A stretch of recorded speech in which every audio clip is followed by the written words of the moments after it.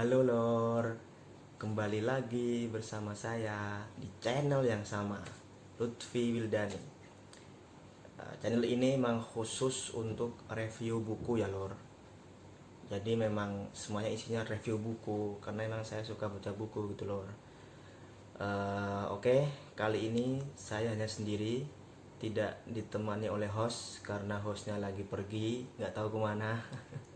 Jadi saya sekarang review buku sendirian karena memang belum punya istri ya. Ntar lah kalau udah punya istri sama istri gitu kan. Oke, sedulur semua, kali ini kita akan membahas buku yang berjudul Wajah Peradaban Barat, dari hegemoni Kristen ke dominasi sekuler liberal. Karya siapa? Karya Adian Husaini. Tentu sudah kenal ya, karena dia sudah penulis terkenal gitu kan. Untuk gambar bukunya silahkan dulur lihat di sebelah saya. Ini ya gambar bukunya. Udah kan? Oke. Sekarang kita akan saya sudah, karena buku ini adalah termasuk buku yang sangat berat, bukan cukup berat lagi tapi sangat berat. Artinya buku ini isinya adalah daging semua gitu, kalau kata Bosman gitu kan, daging semua gitu kan. Jadi ketika saya baca buku ini, saya membutuhkan waktu mungkin sekitar 10 menit untuk mencerna satu halaman gitu kan, karena memang isinya daging semua dan isinya itu benar-benar ilmiah gitu kan. Artinya tidak bukan asal-asalan atau bukan fiksi gitu. Oke, langsung saja saya di sini akan memaparkan pointer-pointer saja tentang isi buku ini gitu kan. Jadi saya urutin dari halaman per halaman, tapi saya ambil yang menurut saya penting untuk disampaikan kepada sedulur semua. Langsung saja.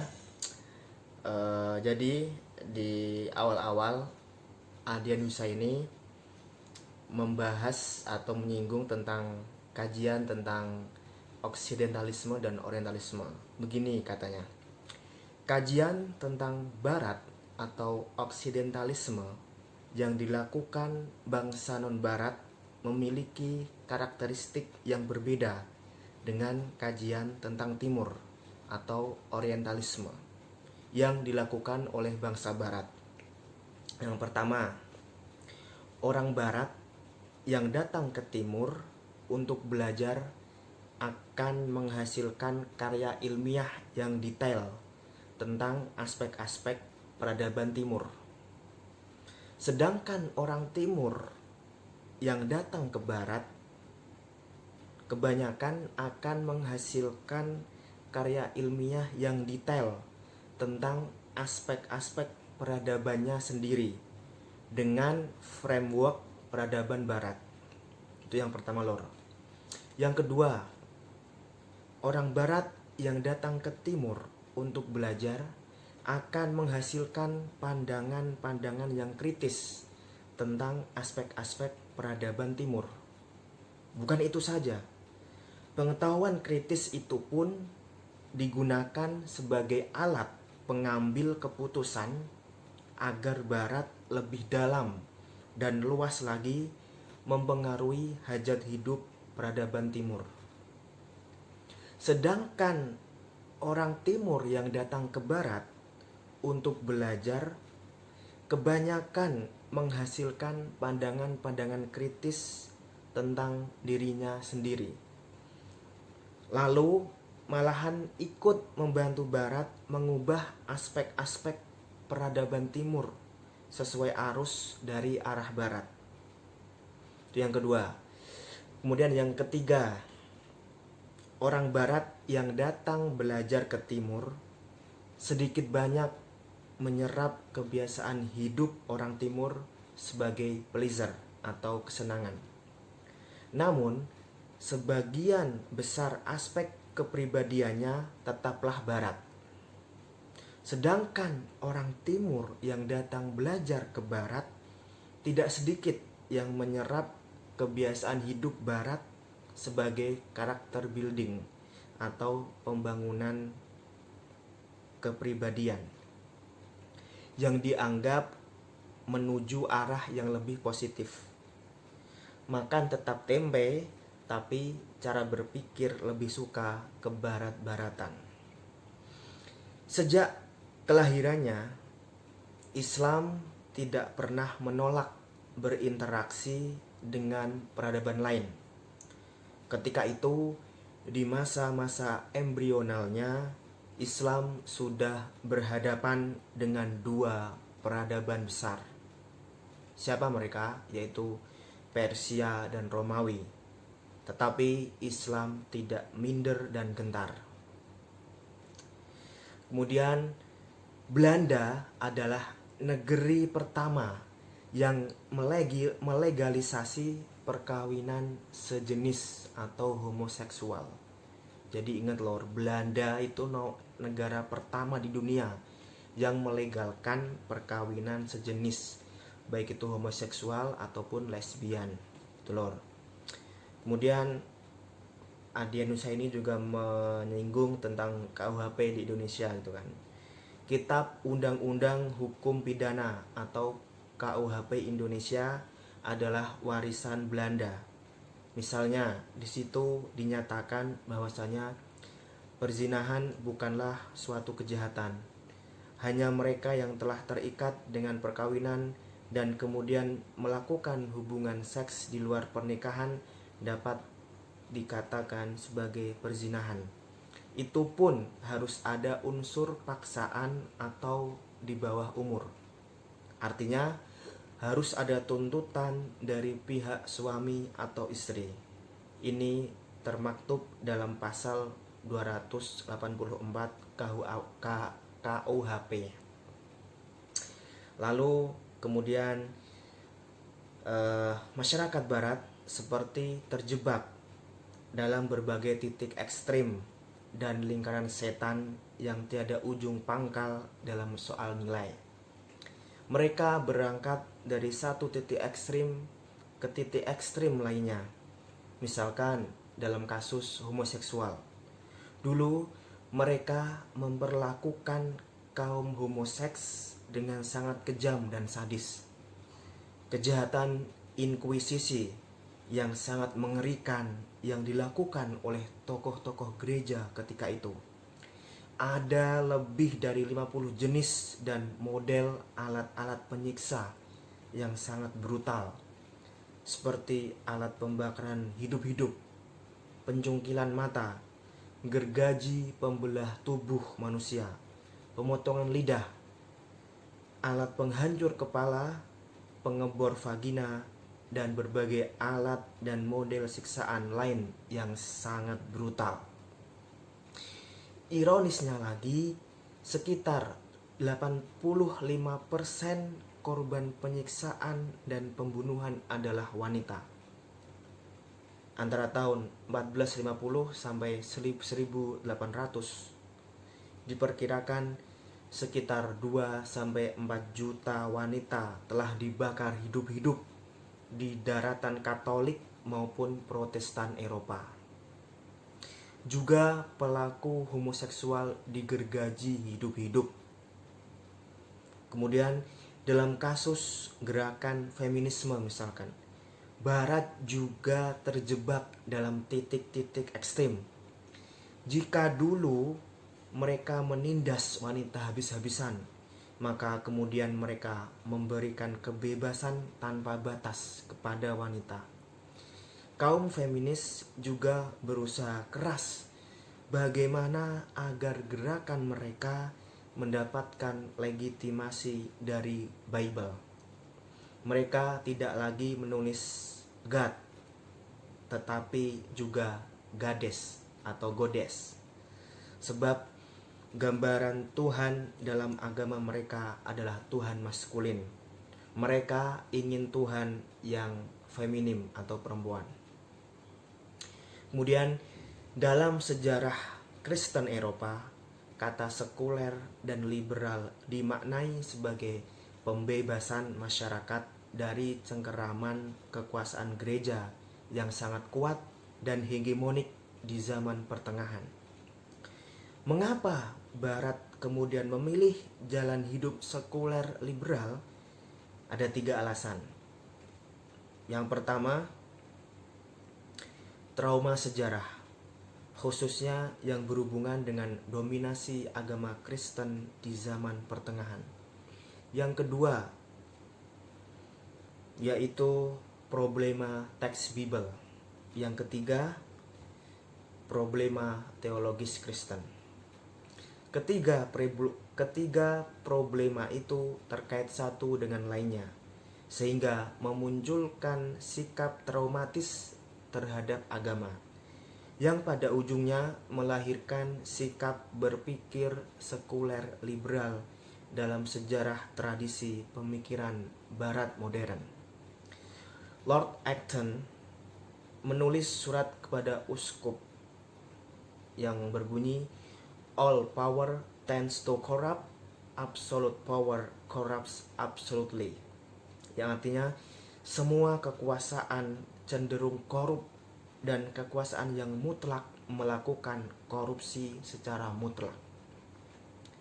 Kemudian, di zaman hegemoni kekuasaan gereja inilah lahir sebuah institusi gereja yang sangat terkenal kejahatan dan kekejamannya, yang dikenal sebagai lembaga inkuisisi yang tadi saya ceritakan ya Nur.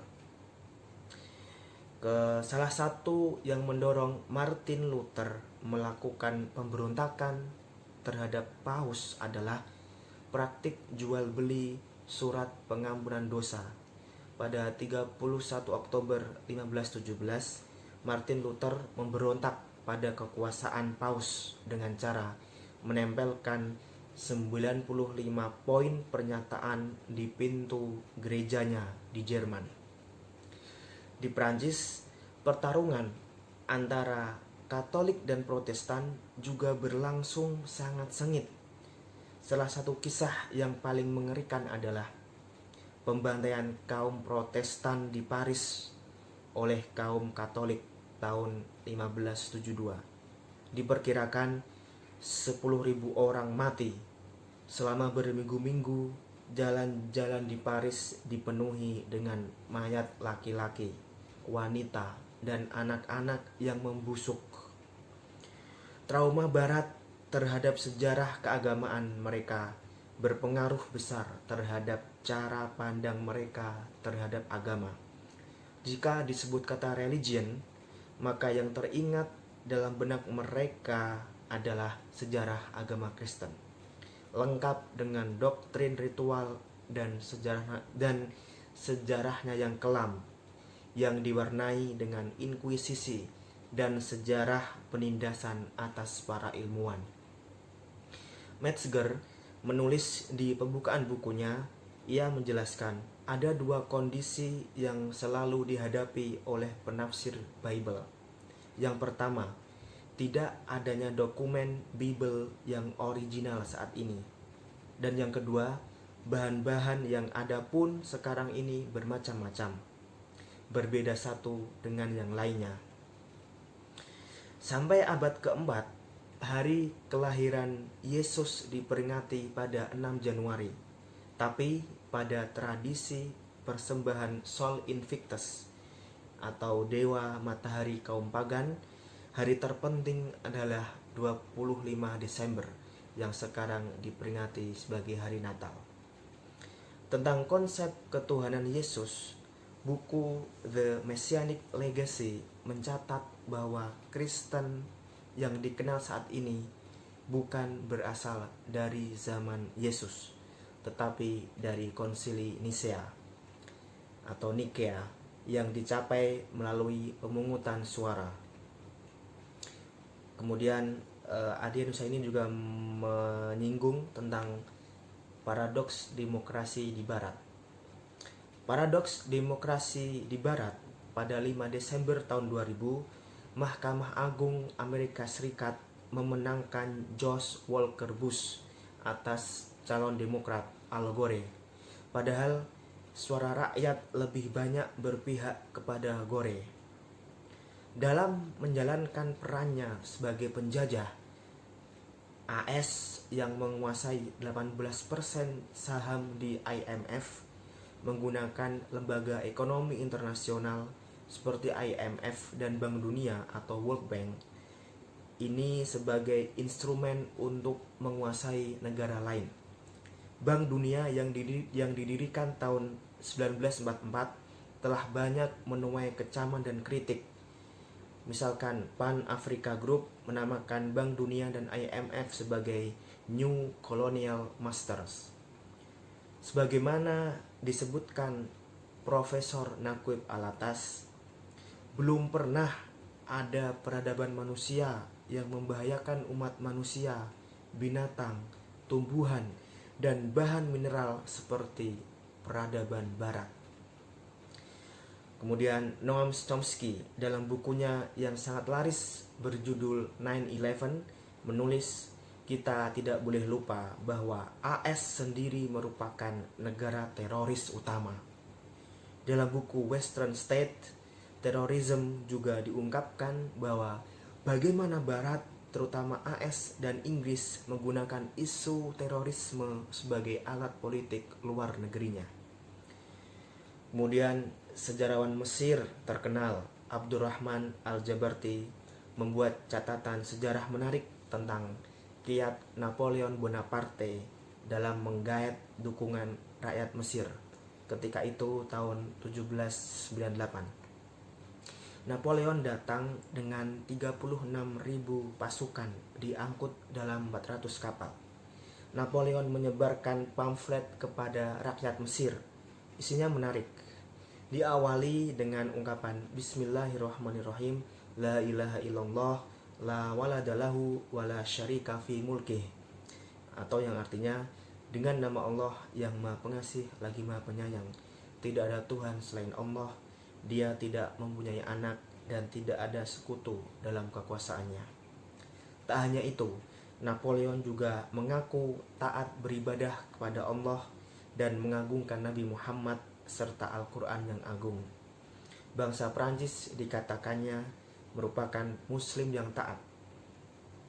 Lalu peradaban barat menurut pemikir muslim terkenal asal India, Abul Hasan Ali An-Nadwi, adalah kelanjutan peradaban Yunani dan Romawi yang telah mewariskan kebudayaan politik, pemikiran, dan kebudayaan. Kebudayaan Yunani yang menjadi inti kebudayaan barat memiliki sejumlah keistimewaan, yaitu yang pertama, kepercayaan yang berlebihan terhadap kemampuan panca indera dengan meremehkan hal-hal yang di luar panca indera. Yang kedua, kelangkaan rasa keagamaan dan kerohanian. Yang ketiga, sangat menjunjung tinggi kehidupan duniawi dan menaruh perhatian yang berlebihan terhadap manfaat dan kenikmatan hidup. Yang keempat, memiliki kebanggaan patriotisme. Semua itu dapat diringkas dalam satu kata, yaitu materialisme. Kemudian Adrian Husseini juga menyinggung tentang sekulerisme yang ada di Turki. Dia mengatakan Turki secara tegas menyebut dirinya sebagai negara sekuler. UUD Turki pasal 1 menegaskan Turki adalah negara 1. Republik, 2. Nasionalis, 3. Kerakyatan, 4. Kenegaraan, 5. Sekularis, 6. Revolusioneris. Upaya untuk mengganti bacaan sholat dengan bahasa Turki gagal diwujudkan. Hanya azan untuk pertama kalinya secara resmi dikumandangkan dalam bahasa Turki pada bulan Januari 1932 kemudian tahun 1933 keluar keputusan pemerintah yang menyatakan bahwa azan dalam bahasa Arab merupakan pelanggaran hukum. Pemisahan agama dari negara dimulai tahun 1928 dengan menghapus artikel dari konstitusi Turki yang menyebutkan bahwa agama negara adalah Islam. Sebelumnya, tahun 1924 Biro Syaikh Al-Islam dihapuskan. Begitu juga Kementerian Syariat dan Mahkamah Syariat. Profesor Bruce M. Metzger, guru besar bahasa perjanjian baru di Princeton Theological Seminary, menulis beberapa buku tentang teks perjanjian baru. Ia menjelaskan ada dua kondisi yang selalu dihadapi oleh penafsir Bible. Yang pertama, tidak adanya dokumen Bible yang original saat ini. Yang kedua, bahan-bahan yang ada pun sekarang ini bermacam-macam, berbeda satu dengan yang lainnya. Menurut Profesor Dr. Dr. Wan Mot Norwan Daud, salah satu intelektual dari Malaysia, hermeneutika teks-teks agama barat bermula dengan masalah besar. Yang pertama, ketidakyakinan tentang kesahihan teks-teks tersebut oleh para ahli dalam bidang itu sejak dari awal, karena tidak adanya bukti material teks-teks yang paling awal. Kemudian yang kedua, tidak adanya laporan-laporan tentang tafsiran yang boleh diterima umum, yakni ketiadaan tradisi mutawatir dan ijma. Dan yang ketiga, tidak adanya sekelompok manusia yang menghafal teks-teks yang telah hilang itu. Jadi itu lor pointer-pointer yang saya buat untuk menggambarkan bagaimana isi buku ini. Artinya isinya itu daging semua. Jadi saya ringkas lagi menjadi rempelo gitu kan. Dagingnya daging gitu kan. Core of the core-nya gitu menurut saya gitu. Jadi gitu aja lor review buku kali ini. Semoga bermanfaat. Jika bermanfaat maka silahkan di like, subscribe, dan share ke seluruh teman-teman Anda semua. Oke, terima kasih. Kali ini kita akan mengakhiri sesi kali ini dengan ucapan sayonara dulur. Oke, assalamualaikum, bye.